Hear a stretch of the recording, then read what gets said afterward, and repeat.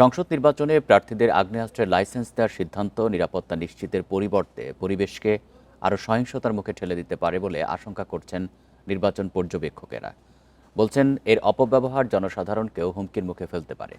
তাই এই সিদ্ধান্ত পুনর্বিবেচনার পরামর্শ দিয়েছেন নিরাপত্তা বিশেষজ্ঞরা। শরীফ ওসমান হাদি গুলিবিদ্ধ হওয়ার ঘটনায় সামনে আসে সংসদ নির্বাচনের প্রার্থীদের নিরাপত্তার ইস্যুটি। এরপরই রাজনৈতিকভাবে গুরুত্বপূর্ণ ব্যক্তি এবং নির্বাচনের প্রার্থীদের আগ্নেয়াস্ত্র লাইসেন্স ও সশস্ত্র রক্ষী নিয়োগ সংক্রান্ত নীতিমালা জারি করে সরকার।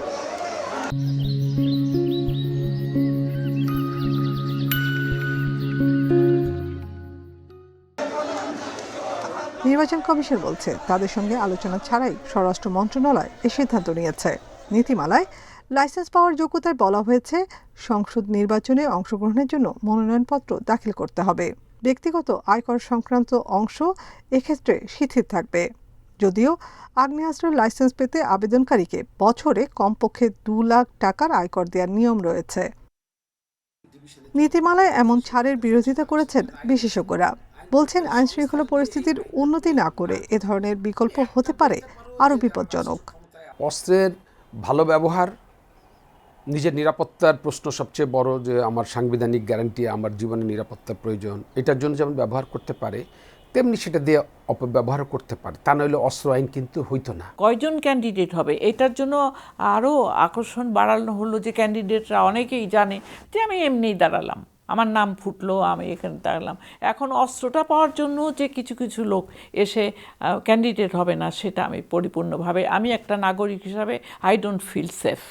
নির্বাচন পর্যবেক্ষকরা বলছেন, জাতীয় নির্বাচনের আগে বৈধ অস্ত্র রাখা যায় না। সেখানে প্রার্থীদের কাছে অস্ত্র থাকা হিতে বিপরীত হতে পারে। ইলেকশনে 2-1টা সহিংসতা পৃথিবীর এমন কোনো দেশ নেই যে না হয়। তো সেখানে তখন কি হয়, তখন আইন শৃঙ্খলা বাহিনীর লোকেরাই সেটাকে ট্যাকেল করে।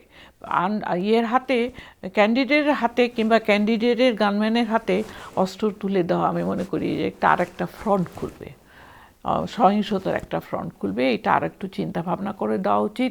ঢালাওভাবে অস্ত্রের লাইসেন্স দেওয়া হলে তা পরিস্থিতিকে আরও জটিল করে তুলবে বলে মনে করেন নিরাপত্তা বিশেষজ্ঞরা।